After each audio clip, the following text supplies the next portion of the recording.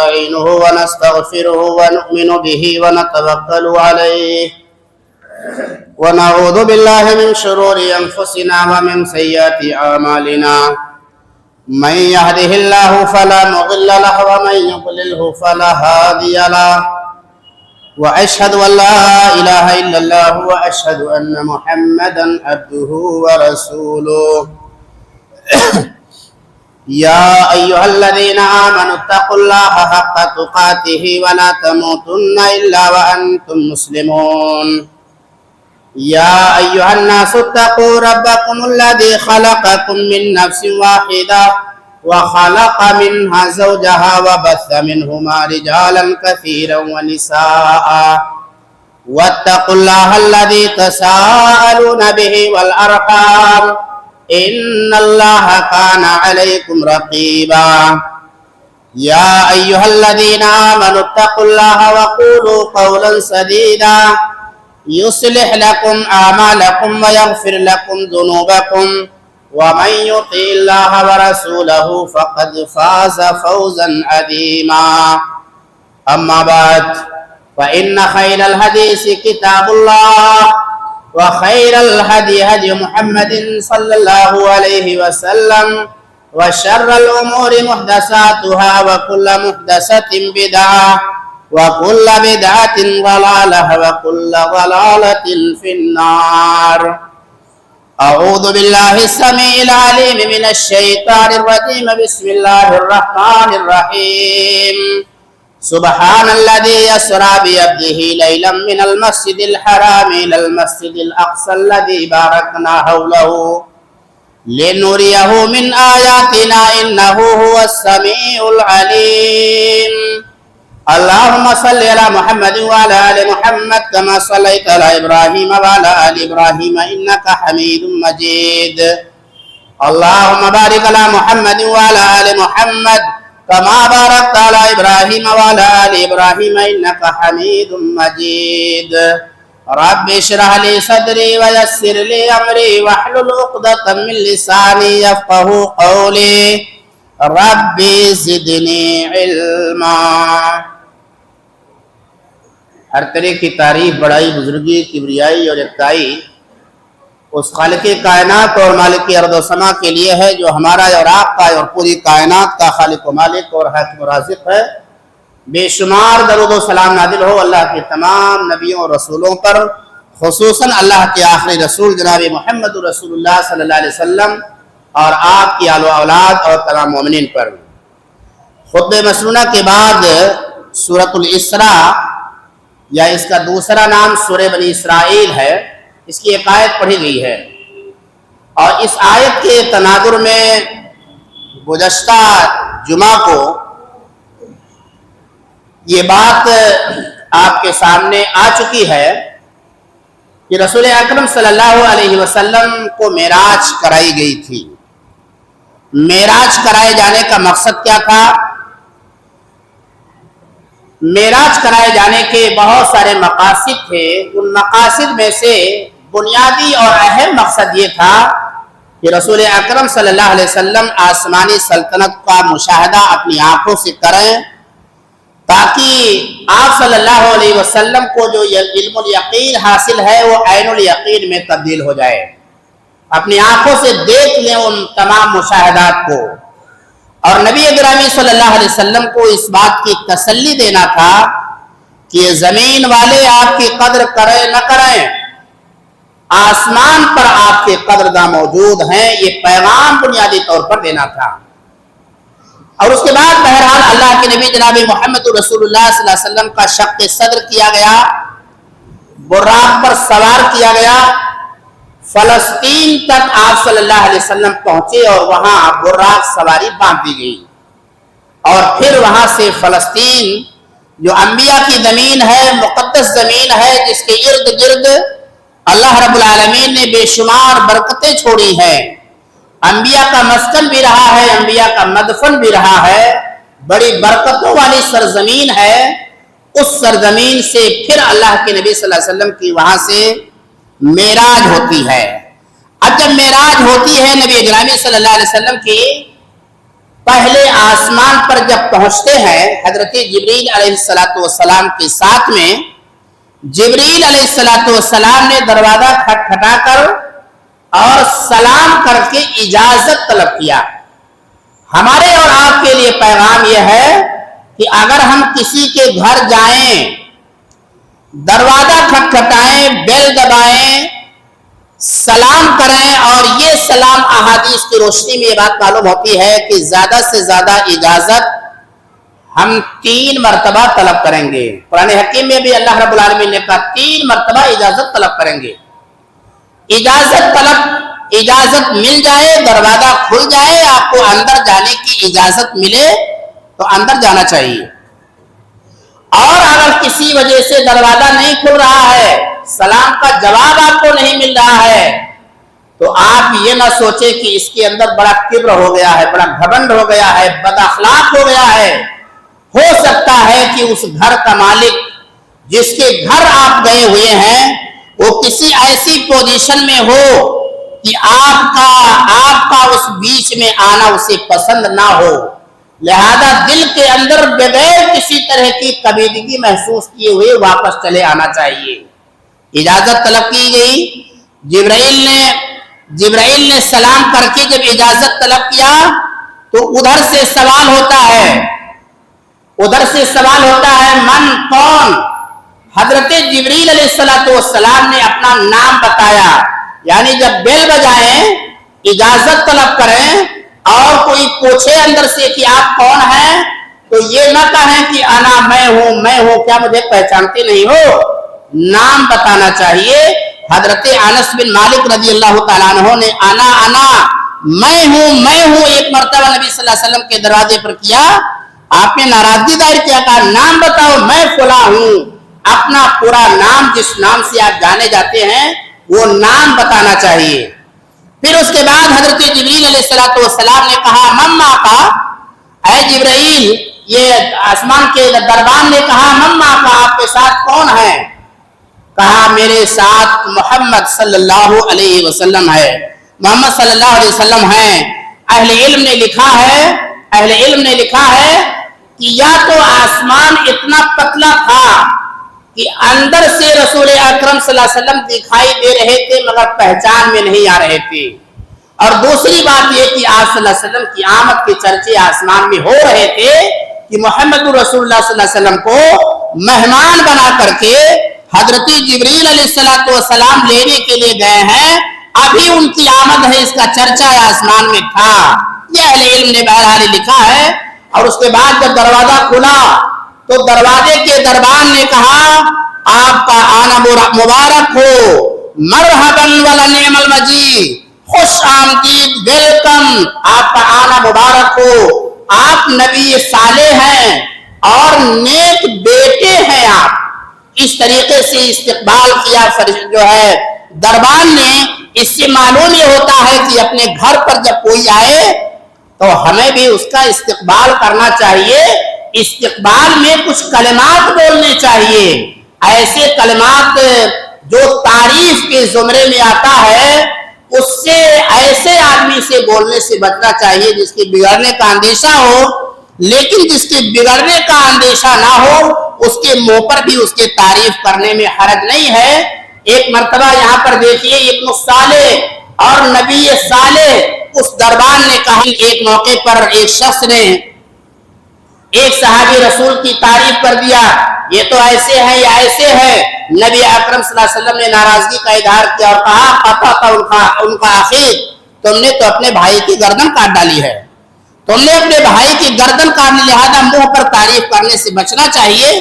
البتہ اگر آدمی بہت پختہ مزاج کا ہو کہ تعریف کرنے سے اس کے اندر کسی طرح کا کبر نہیں آئے گا، گھمنڈ نہیں آئے گا، انانیت نہیں آئے گی، اگر اس طرح کے اندیشے نہ ہو تو کوئی حرج نہیں ہے۔ بہرحال اس کے بعد اجازت ملی اور اس کے بعد سب سے پہلی جو ملاقات ہوتی ہے وہ انسانوں کے بعد حضرت آدم علیہ السلام سے ملاقات ہوئی۔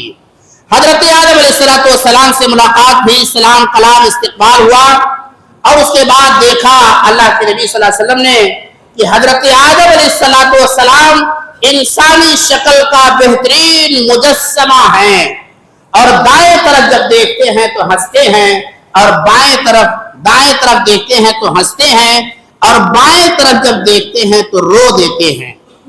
जिब्रील अमीन ने इसकी वजह बताई कि हजरत आदम अलैहिस्सलाम जब दाएं तरफ देखते हैं तो उनके औलाद की वो रूहें हैं जो जन्नत में जाने वाली हैं।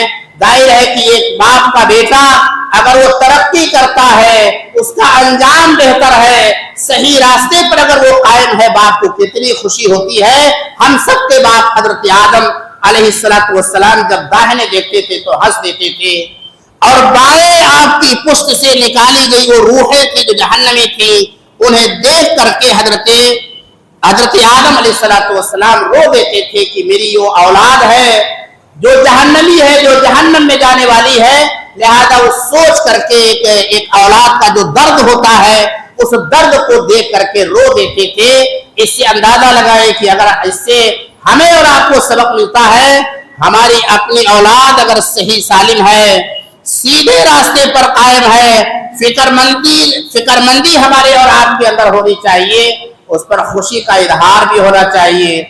लेकिन अगर औलाद बिगड़ रही है, सीधे रास्ते पर कायम नहीं है, सौमो सलात की पाबंद नहीं है, अकायद उसके दुरुस्त नहीं है, बहरहाल एक बाप को फिक्रमंद होने की जरूरत है कि मरने के बाद आखिरत में मेरी इस औलाद का अंजाम क्या होगा।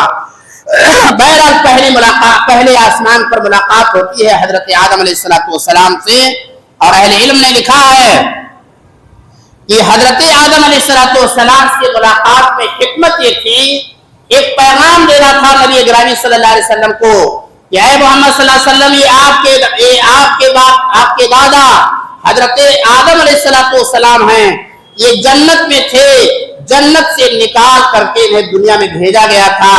ऐसे ही ऐ मोहम्मद सल्लल्लाहु अलैहि वसल्लम, इस वक्त आप मक्के में हैं और आपको आपके वतन अजीज से निकाल करके मक्का मदीना आपका दूसरा मस्कन होगा, उसके लिए आप ज़हनी तौर से तैयार रहें। ये पैगाम नबी अकरम सल्लल्लाहु अलैहि वसल्लम को दिया गया। बहरहाल उसके बाद दूसरे आसमान पर गए, हजरत यहया अलैहिस्सलाम और हजरत ईसा अलैहिस्सलाम से मुलाकात हुई, सलाम कलाम इस्तकबाल हुआ। और उसके बाद जब तीसरे आसमान पर गए तो हजरत यूसुफ अलैहिस्सलाम से मुलाकात हुई, और यूसुफ अलैहिस्सलाम को आपने देखा कि इंतहाई खूबसूरत इंसान।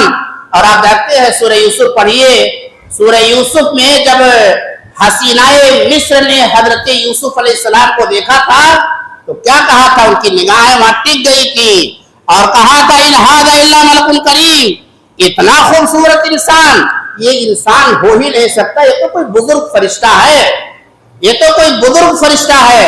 और नबी अकरम सल्लल्लाहु अलैहि वसल्लम ने फरमाया कि हजरत यूसुफ अलैहिस्सलाम को अल्लाह तबारक व तआला ने शतरुल हुस्न, खूबसूरती का आधा हिस्सा उन्हें अता किया गया था। बहरहाल चौथे आसमान पर गए, इदरीस अलैहिस्सलाम से मुलाकात हुई, और पांचवें आसमान पर जब गए तो हारून अलैहिस्सलाम से मुलाकात हुई, वहां भी सलाम कलाम इस्तकबाल। और उसके बाद जब छठे आसमान पर गए, हजरत मूसा अलैहिस्सलाम से मुलाकात हुई, और ये हजरत मूसा अलैहिस्सलाम से जब मुलाकात होती है, इस्तकबाल सलाम कलाम इस्तकबाल के बाद क्या देखते हैं नबी अकरम सल्लल्लाहु अलैहि वसल्लम कि हजरत मूसा अलैहिस्सलाम रोने लगे। मूसा अलैहिस्सलाम रोने लगे।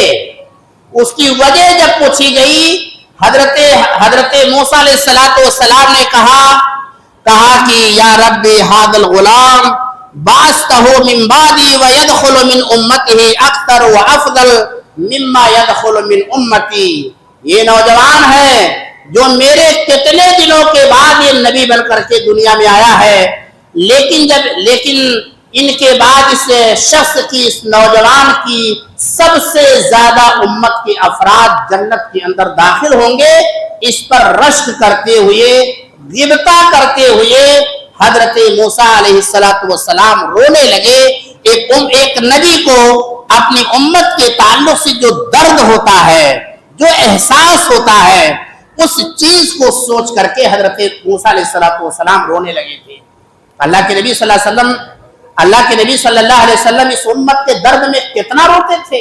तहज्जुद की नमाज पढ़ रहे हैं, तहज्जुद की नमाज पढ़ रहे हैं नबी अकरम सल्लल्लाहु अलैहि वसल्लम, और हजरत ईसा अलैहिस्सलातु वस्सलाम का एक कौल आ गया, इन तुअद्दिबहुम फइन्नहुम इबादुक व इन तगफिर लहुम फइन्नका अंतल गफूरुर रहीम।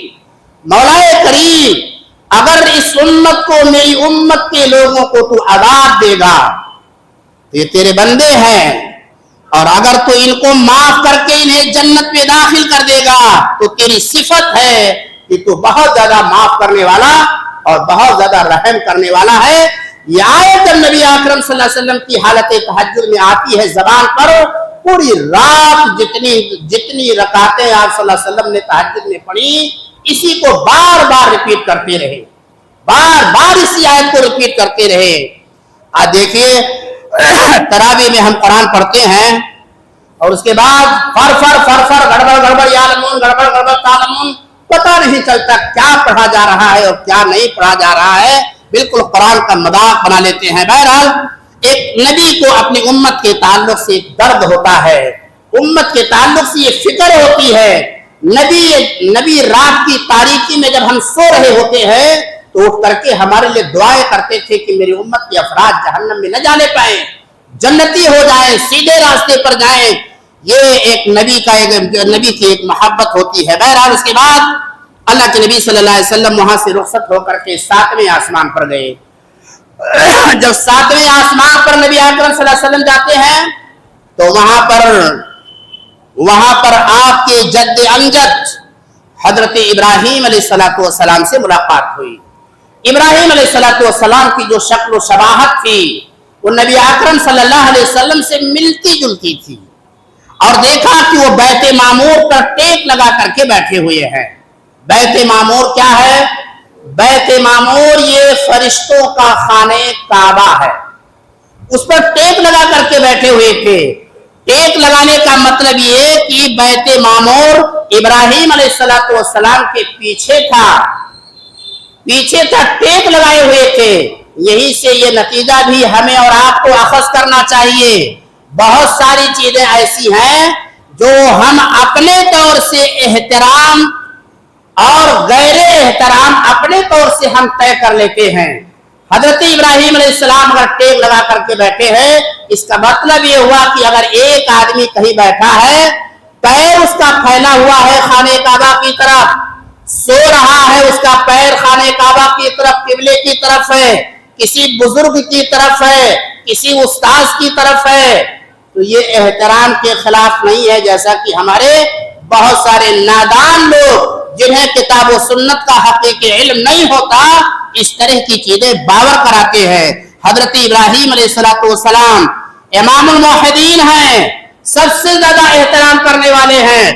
वो टेक लगा करके बैत मामूर करके बैठे हुए हैं। बहरहाल हजरत इब्राहीम अलैहिस्सलातु वस्सलाम से जब मुलाकात होती है, इस्तकबाल करते हैं, और उसके बाद जब जाने लगते हैं तो जानते हैं क्या कहते हैं? अल्लाह के नबी सल्लल्लाहु अलैहि वसल्लम फरमाते हैं, लक़ीतु इब्राहीम लैलतन उसरिया बी, मेरी मुलाकात इब्राहीम अलैहिस्सलाम से हुई। मेराज की रात में मेरी मुलाकात इब्राहीम अलैहिस्सलातु वस्सलाम से हुई। तो इब्राहीम अलैहिस्सलाम ने कहा, अक़री उम्मतका मिन्नी अस्सलाम, ऐ मोहम्मद सल्लल्लाहु अलैहि वसल्लम जब यहाँ से जाना तो मेरी तरफ से अपनी उम्मत को सलाम कह देना, मेरी तरफ से अपनी उम्मत को सलाम कह देना। मालूम हुआ गायबाना सलाम भेजना चाहिए, गायबाना सलाम भेजना चाहिए।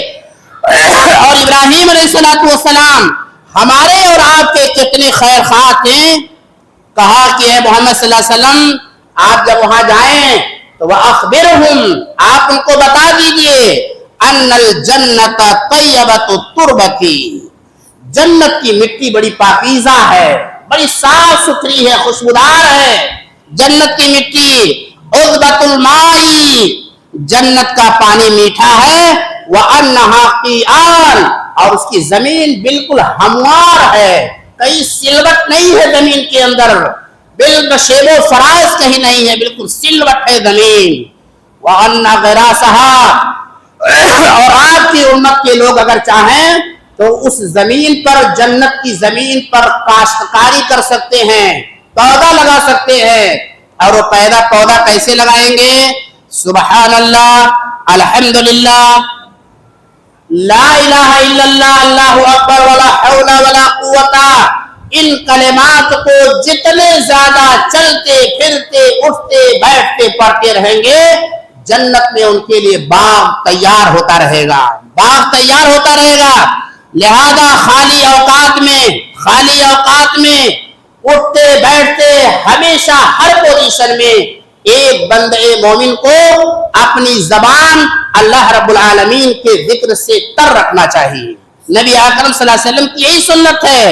آپ بخشے بخشائے ہیں، رب العالمین نے آپ کے اگلے پچھلے تمام گناہوں کو معاف کر دیا ہے، مگر ایک مجلس میں نبی اکرم صلی اللہ علیہ وسلم 70 مرتبہ، بعض روایتوں کے اندر آتا ہے 100 مرتبہ استغفار کرتے تھے، استغفار کرتے تھے۔ علامہ ابن قیم رحمہ اللہ نے لکھا ہے، اللہ رب العالمین کے ذکر کرنے کے تقریباً 100 فائدے انہوں نے نوٹ کیے ہیں۔ اپنی کتاب زاد المعاد میں انہوں نے تقریباً 100 فائدے نوٹ کیے ہیں، اور ان 100 فائدوں میں سے یہ ہے کہ جو بندہ ذکر کرتا ہے شیطان کے حملے اس کے اوپر نہیں ہوتے۔ یہ ذکر الہی شیطان کی قوت کو توڑ دیتا ہے اور خوشنودی الہی کا ذریعہ ہے۔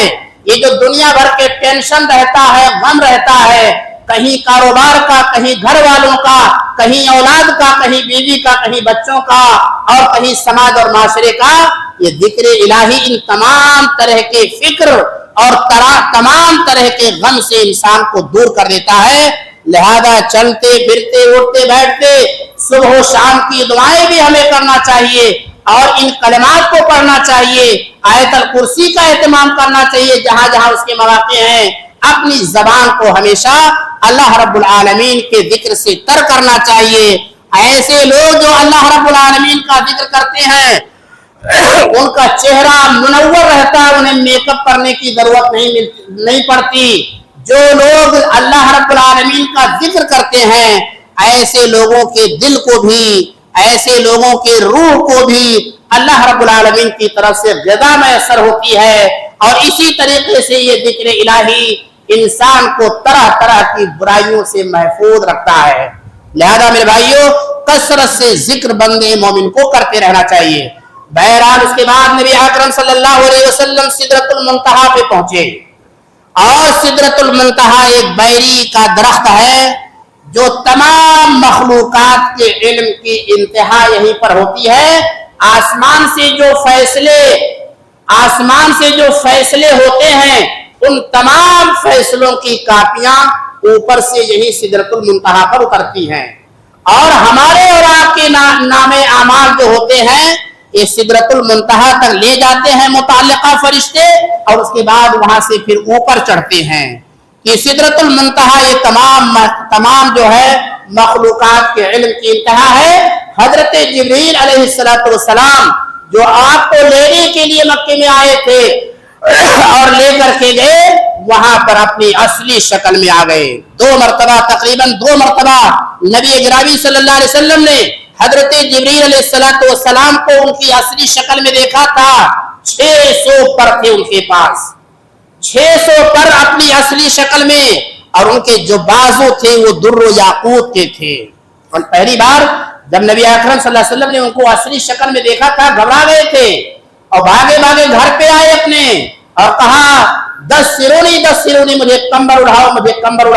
اور جب کمبل لے کر کے جو ہے اوڑھ کر کے جب لیٹے ہیں، قرآن حکیم کی 7 آیات کا نزول ہوتا ہے، یا ایھا المدثر قم فانذر وربک فکبر وثیابک فطہر والرجز فہجر ولا تمنن تستکثر ولربک فاصبر۔ یہاں تک کی آیات دوسری وہی پر نازل ہوتی ہے۔ پہلی بار دیکھا تھا، اور دوسری مرتبہ جو دیکھا وہ سدرۃ المنتہا پہ دیکھا۔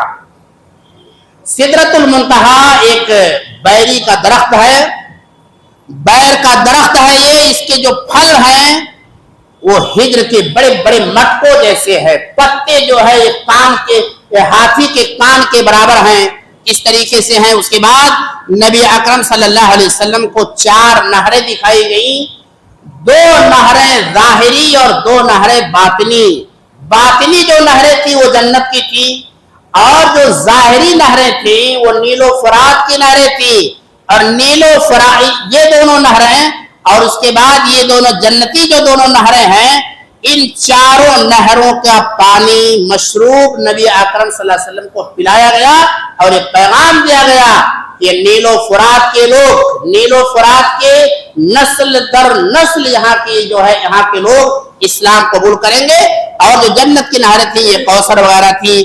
بہرحال اس کے بعد نبی اکرم صلی اللہ علیہ وسلم اور اوپر جب گئے تو وہاں پر آپ صلی اللہ علیہ وسلم نے سنا اپنے کانوں سے قلم کی آواز کی چرچراہٹ سنے، جیسے قلم لے کر کے کسی چیز پر لکھا جائے اور اس کی جو آواز آتی ہے اس چرچراہٹ کی آواز، اور اس میں فرشتے اللہ تبارک و تعالیٰ نے اس دنیا کو پیدا کرنے سے 50,000 سال پہلے قلم کو پیدا کیا ہے۔ قلم سے کہا لکھ، کہا کیا لکھوں کا، لکھ جو ہو چکا جو ہونے والا ہے۔ تو وہاں پر جو ہے سال بھر کے جو فیصلے ہوتے ہیں، جس کے ساتھ جو معاملات ہوتے ہیں، وہ ساری چیزیں بہرحال لکھی جاتی ہیں، اور وہاں سے پھر لکھ کر کے متعلقہ فرشتوں کو وہ لسٹ دے دی جاتی ہے، اور اس کے بعد وہ اپنے کاموں کو انجام دیتے ہیں۔ اس کے بعد نبی اکرم صلی اللہ علیہ وسلم کو یہاں پر 3 برتن پیش کیے گئے، ایک برتن میں دودھ تھا، دوسرے میں شہد، اور تیسرے میں شراب، اور اس میں نبی اکرم صلی اللہ علیہ وسلم نے دودھ کو اختیار کیا تھا، اور جب دودھ کو اختیار کیا تو کہا گیا کہ اخترت الفطرہ، اے محمد صلی اللہ علیہ وسلم آپ نے فطرت کو اختیار کر لیا ہے، آپ کی امت مکمل طور سے مجموعی طور سے گمراہ ہو جائے ایسا نہیں ہوگا، ایسا نہیں ہوگا کہ پوری کی پوری امت گمراہ ہو جائے، اخترت الفطرہ۔ اور اس کے بعد بہرحال اللہ تبارک و تعالیٰ نے اس موقع پر نبی اکرم صلی اللہ علیہ وسلم کو تحفوں سے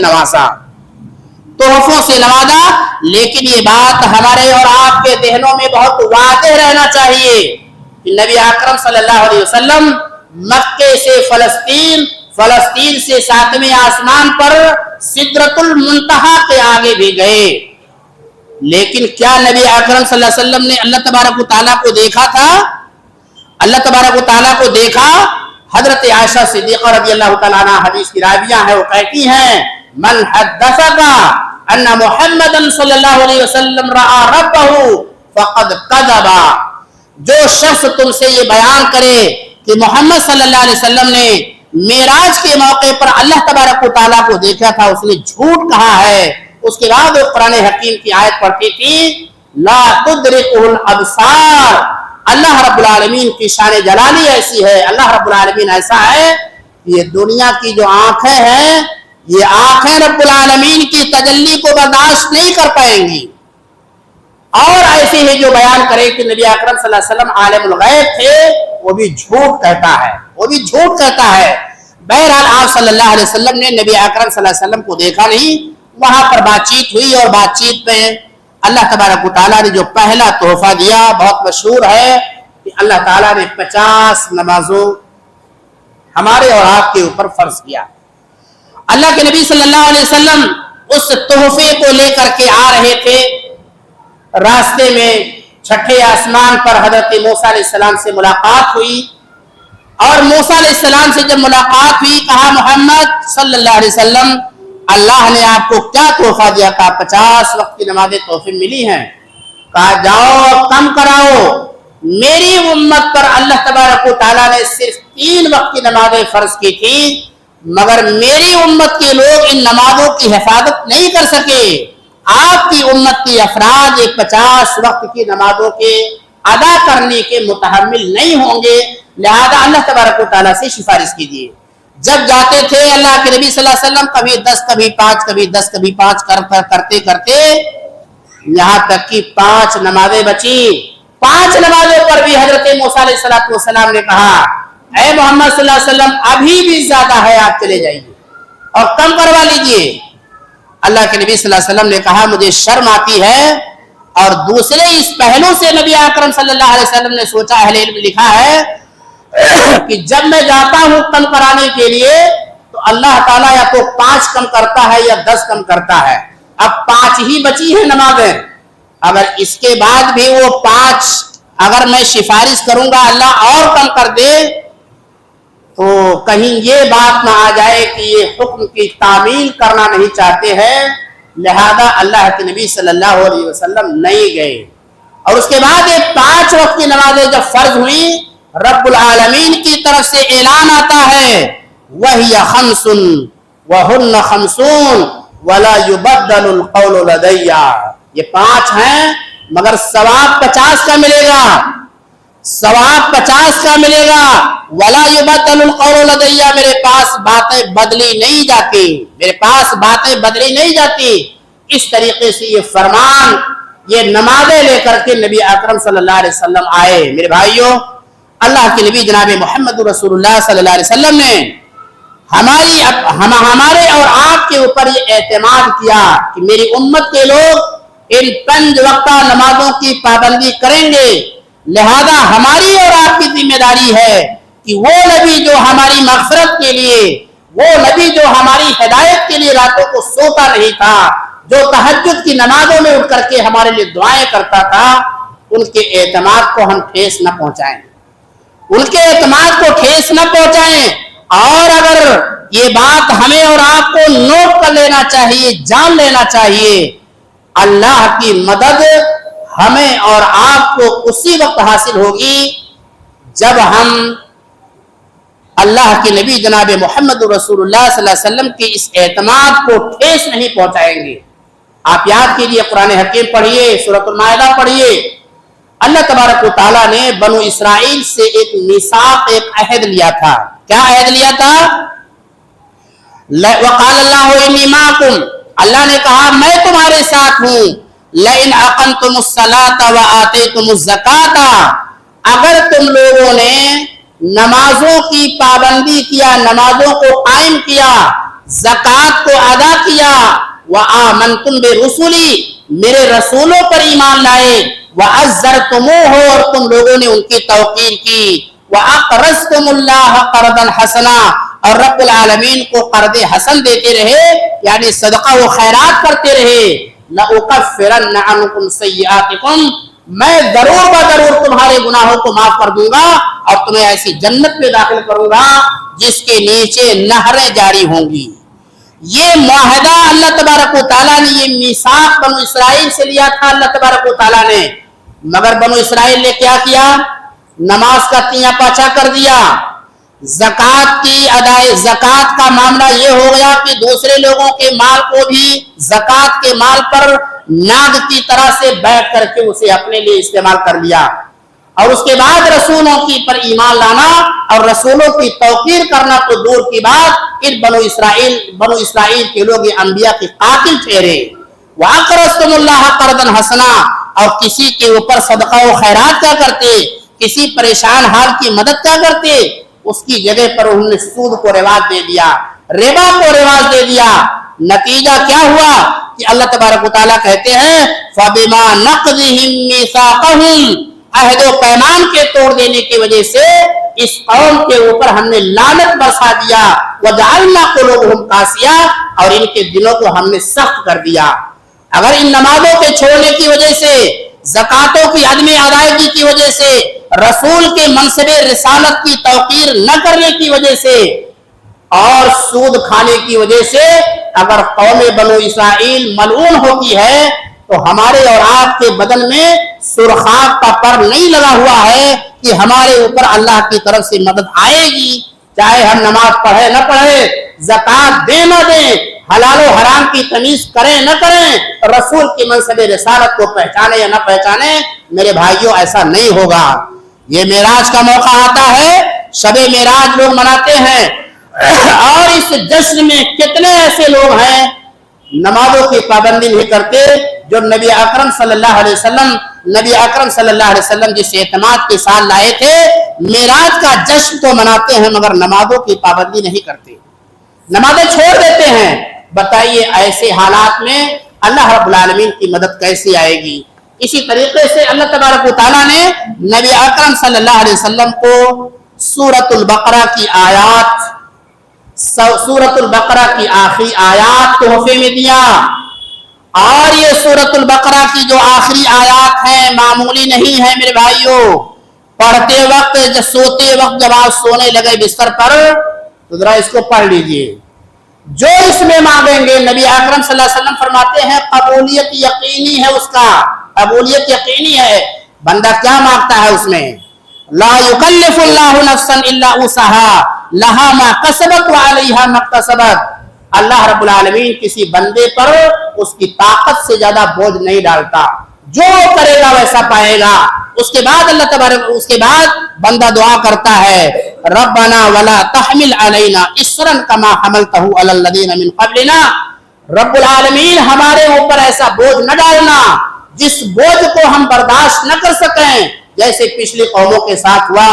रब्बना वला तुहम्मिलना मा ला ताक़त लना रब्बना वग़फिर लना। उसके बाद बंदा जो है दुआ करता है, अपनी माफी के लिए दुआ करता है, रहम की दुआ करता है, और उसके बाद बंदा कहता है फंसुरना अलल कौमिल काफिरीन। मौलाए कायनात तो मुझे काफिरों पर गलबा अता फरमा दे, काफिरों पर गलबा अता फरमा दे। लिहाजा ये नूर है अल्लाह तबारक व तआला की तरफ से जो रसूल अकरम सल्लल्लाहु अलैहि वसल्लम को अता की गई हैं।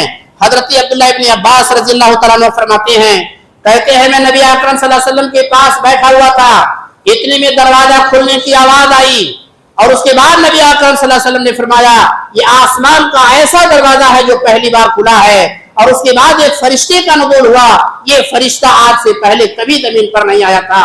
और उसके बाद उसने बशारत दिया, और बशारत दो नूर की दिया, एक सूरतुल फातिहा की और एक सूरह बकरा की आखिरी आयत की, दोनों में दुआ मांगी गई है। लिहाजा बंदे का ताल्लुक अल्लाह रब्बुल आलमीन से दुआ की बुनियादों पर होना चाहिए। मांगे ये बंदा भिखारी बन करके, ख्वाजा अजमेरी से नहीं, किसी की दरगाह पे नहीं, अल्लाह रब्बुल आलमीन से मांगे, और अपने आमाल सालिहा का, रब्बुल आलमीन की सिफात उलिया का, उन सब चीजों का हवाला दे करके, वसीला बना करके उनसे दुआ करे। किसी बुजुर्ग आदमी से दुआएं कराए, जो इंसान जिंदा बुजुर्ग हो उससे दुआएं कराए। ये सारी शक्लें जायज हैं, ये सारी शक्लें जायज हैं। लिहाजा बंदे का ताल्लुक अल्लाह रब्बुल आलमीन से दुआ का होना चाहिए। इसी तरीके से अल्लाह तबारक व तआला ने एक और तोहफा दिया था, और इस बात का इम्कान जाहिर किया था, दुनिया के अंदर अल्लाह तबारक व तआला हर गुनाह को माफ कर सकता है, शिर्क को माफ नहीं करेगा। इंतहाई गंदी चीज है शिर्क, चाहे वो दुआ के बाब में हो, चाहे नमाजों के बाब में हो, चाहे मोहब्बत के बाब में हो, चाहे रसालत के बाब में हो, हर जगह शिर्क हराम है। रब्बुल आलमीन इसे माफ नहीं करेगा। और उसके बाद एक और दिया, एक और तोहफा मिला कि अब आपकी उम्मत का अगर कोई शख्स एक नेक काम करने का इरादा करता है, उस काम को अंजाम नहीं दे पाता, ऐसे बंदे को अल्लाह तबारक व तआला एक नेकी देगा। काम कर लेगा 10 नेकी, 10 से 70 भी कर सकता है रब्बुल आलमीन, 70 से 700 भी कर देगा, और 700 भी से भी ज्यादा अल्लाह तबारक व तआला उसके काम की नेकी को बढ़ा देगा। और अगर बुराई का इरादा दिल के अंदर पैदा होता है और उसको अंजाम नहीं दिया, तो गुनाह नहीं लिखा जाएगा, वसवसे माफ है इस उम्मत के। लेकिन अगर बुरा काम कर बैठता है तो एक बुराई का एक गुनाह लिखा जाएगा, 10 और 70 वाला हिसाब इसके अंदर नहीं है। उसके बाद नबी अकरम सल्लल्लाहु अलैहि वसल्लम को जन्नत और जहन्नम की सैर कराई गई, और उसके बाद जब आप वापस आने लगे तो अल्लाह तबारक व तआला ने कुछ मुशाहदा कराया। उन मुशाहदों में से बहुत सारी बातें सीरत निगारों ने लिखी है, और अहादीस के ज़ुमरे में जितनी चीजें हैं, बहुत सारी चीजें ज़ईफ हैं, लेकिन 2 बुनियादी चीजें हैं जो इंतहाई सही रवायात से साबित हैं। एक तो ये कि आप सल्लल्लाहु अलैहि वसल्लम ने गीबत करने वालों को देखा था कि उनके नाखून तांबे के हैं, जिससे वो अपने चेहरे और अपने सीने को नोच रहे हैं। गीबत किसे कहते हैं? अपने मुसलमान भाई की गैर मौजूदगी में उसकी बुराई बयान करना, यही गीबत है। गीबत करना, गीबत सुनना, सब के सब हराम है। लिहाजा उसकी सजा ये दिखाई गई थी कि नाखून के ताबे के नाखून है, जिससे अपने सीने को और अपने चेहरे को नोच रहा है। इसी तरीके से दूसरे ऐसे लोगों को दिखाया गया था नबी अकरम सल्लल्लाहु अलैहि वसल्लम को, जिनके होंठ खूब मोटे मोटे हैं, और एक फरिश्ते के हाथ में आग की कैंची है। बाद रिवायतों में लोहे का भी जिक्र मिलता है। اس سے ان کے ہونٹوں کو کاٹا جا رہا تھا۔ حضرت جبریل علیہ السلام سے نبی اکرم صلی اللہ علیہ وسلم نے پوچھا یہ کون ہے جس کے ہونٹ کو کاٹا جا رہا ہے آگ کی یا لوہے کی قینچی سے؟ تو جبرائیل امین نے بتایا تھا یہ آپ کی امت کے واعظین، خطبہ، مقررین، دھواں دھار تقریریں کرنے والے وہ لوگ ہیں جو لوگوں کو بھلائی کا حکم دیتے تھے لیکن اپنا ان بھلائیوں پر عمل نہیں کرتے تھے، اور یہ بہت سخت گناہ ہے۔ اللہ نے قرآن حکیم میں کہا لما تقولون ما لا تفعلون کبر مقتا عند اللہ ان تقولوا ما لا تفعلون، کیوں تم وہ باتیں کہتے ہو جسے کرتے نہیں ہو؟ یہ اللہ رب العالمین کی سخت ناراضگی کا ذریعہ ہے، آدمی اپنی زبان سے وہ بات کہے جس پر وہ خود عمل پیرا نہ ہو۔ بہرحال یہ دو مشاہدے نبی اکرم صلی اللہ علیہ وسلم کو کرائے گئے، اور اس کے بعد آپ صلی اللہ علیہ وسلم نے ایک اور چیز دیکھا، جنت کے داروغہ کو دیکھا، انہوں نے بھی استقبال کیا، خیریت پوچھی، خوش آمدید کہا۔ جہنم کے داروغہ کو بھی دیکھا تو جہنم کے داروغے کو نبی اکرم صلی اللہ علیہ وسلم دیکھا کہ ان کی تیوری چڑھی ہوئی ہے، انہوں نے بھی سلام کیا، استقبال کیا، لیکن ان کے چہرے پر مسکراہٹ نہیں آئی، مسکراہٹ نہیں آئی۔ اللہ کے نبی صلی اللہ علیہ وسلم نے حضرت جبرائیل امین سے کہا یہ کون ہے جن کے چہرے جن کی تیوری چڑھی ہوئی ہے، چہرے پر ذرا سی بھی مسکراہٹ نہیں ہے؟ اس وقت جبرائیل امین نے کہا اے محمد صلی اللہ علیہ وسلم یہ داروغے جہنم ہیں، کبھی اچھی بات نہیں دیکھتے یہ، اور اگر ان کے چہرے پر مسکراہٹ آنے والی ہوتی تو آج آپ کو دیکھ کر کے مسکرا دیتے، مگر آج بھی مسکراہٹ ان کے چہرے پر نہیں آئی ہے۔ بہرحال اس کے بعد آپ صلی اللہ علیہ وسلم آئے، بیت المقدس میں 2 رکعت نماز پڑھائی، تمام انبیاء وہاں پر حاضر تھے آپ کے استقبال کے لیے، اسی لیے آپ کو امام الانبیاء کہا جاتا ہے۔ اور اس کے بعد آپ صلی اللہ علیہ وسلم مکہ پہنچے، اور یہ سارے واقعات جو آپ نے 2 خطبوں میں سنا ہے، یہ سارے کے سارے واقعات چند لمحوں میں ہوئے ہیں، منٹ اور سیکنڈ چند لمحوں میں ہوئے ہیں، چند لمحوں میں ہوئے ہیں، اسی لیے تو یہ معجزہ ہے، اسی لیے معجزہ ہے، یہ خواب نہیں تھا، یہ پورے وجود کے ساتھ آپ صلی اللہ علیہ وسلم گئے ہوئے تھے، اسی لیے تو اللہ کہتا ہے سبحان الذی یسری بعبدہ، سبحانہ تعجب کے موقع پر استعمال ہوتا ہے، اللہ نے عبد کا استعمال کیا ہے، اور عبد جو ہے روح اور جسم دونوں کے ساتھ بولا جاتا ہے۔ اور جب آپ صلی اللہ علیہ وسلم پہنچے مکے میں تو اہل مکہ کے درمیان اعلان کر دیا، ابو جہل خوش ہو گیا، آج محمد صلی اللہ علیہ وسلم کا جھوٹ پکڑا گیا۔ کیسے ممکن ہے جس سفر کو لوگ مہینوں میں کرتے ہیں یہ راتوں رات گئے اور واپس بھی چلے گئے؟ ایسا ممکن نہیں ہے۔ اب پوچھنے لگے وہ لوگ کہ آپ بیت المقدس گئے تھے، کتنی کھڑکیاں ہیں، کتنے دروازے ہیں، کیا ہے؟ اللہ تبارک و تعالیٰ نے پورا بیت المقدس کا نقشہ نبی گرامی صلی اللہ علیہ وسلم کی نگاہوں کے سامنے رکھ دیا۔ آپ نے کبھی سفر نہیں کیا تھا، اور جو آدمی ایک مرتبہ کوئی اس مسجد میں آ جائے جو پہلی بار رات نماز پڑھنے کے لیے آیا ہو، اور ذرا باہر اسے پوچھے گی بھائی اس میں پہلے فلور پر بتا دیجیے آپ کی کتنی کھڑکیاں، کوئی بتا پائے گا؟ یہ سوال کافرانہ سوال ہے، یہ کافرانہ سوال ہے، لیکن اب بہرحال ان کو خاموش کرنا تھا۔ اللہ تبارک و تعالیٰ نے پورا بیت المقدس کا نقشہ ان کے سامنے رکھ دیا۔ ابو جہل بھاگا بھاگا گیا، کہا آج دیکھتا ہوں کہ ابو بکر کا رویہ کیا ہوتا ہے۔ ادھر سے دیکھا ابو بکر صدیق رضی اللہ تعالیٰ عنہ آ رہے ہیں، کہا ابو بکر کچھ سنا ہے؟ ارے تمہارے ساتھی محمد کا کہنا ہے صلی اللہ علیہ وسلم راتوں رات میں فلسطین گیا، جنت جہنم دیکھا اور اس کے بعد واپس آ گیا ہوں۔ حضرت ابو بکر صدیق رضی اللہ تعالیٰ عنہ کا جواب میرے بھائیو ذہن میں نوٹ کر کے رکھیے، کیا کہا تھا؟ اگر یہ بات کسی اور نے کہی ہے تو میں جھٹلاتا ہوں، اگر یہ بات کسی اور نے کہی ہے تو میں جھٹلاتا ہوں، لیکن اگر یہ بات میرے حبیب جناب محمد رسول اللہ صلی اللہ علیہ وسلم نے کہی ہے تو میں اس کی تصدیق کرتا ہوں۔ یہ ہوتا ہے ایمان بالرسالت کو کہتے ہیں، اور یہ ایمان تھا حضرت ابو بکر صدیق رضی اللہ تعالیٰ عنہ کا۔ اسی دن اللہ کے نبی جناب محمد رسول اللہ صلی اللہ علیہ وسلم نے ابو بکر کو خطاب دیا، یہ صدیق ہیں اس امت کے صدیق ہیں، ابو بکر صدیق ہیں۔ یہ ہے میرے بھائیوں یہ پورا واقعہ معراج کا، جس میں ہمارے اور آپ کے لیے بہت بڑا پیغام ہے۔ آئندہ ہفتے پھر انشاءاللہ اسی موضوع پر سنیں گے کہ نبی اکرم صلی اللہ علیہ وسلم جب معراج سے آتے ہیں سورہ بنی اسرائیل کی ایک چند آیات نازل ہوتی ہیں اور ان آیات میں بتایا گیا ہے کہ ایک مسلم معاشرہ کیسا ہونا چاہیے. اس پر انشاءاللہ اگلے خطبے میں گفتگو ہوگی. اللہ رب العالمین سے دعا ہے کہ رب العالمین ہمیں معراج کے معجزے پر ایمان لانے، اس سے حاصل ہونے والے اسباب کو اپنی زندگیوں میں برتنے، ان پر عمل کرنے کی توفیق عطا فرمائے. رب العالمین ہمیں سے جو پریشان حال ان کی پریشانیوں کو دور فرما دے. مولا بیماروں کو شفاء کلی عطا فرما، مقروضوں کے قرض کی ادائیگی کی سبیل پیدا فرما دے. رب العالمین جب تک تو اس دنیا میں زندہ رکھ، اسلام پہ زندہ رکھ. جب ہمارا خاتمہ ہو تو ایمان پر خاتمہ ہو. ربنا تقبل منا انک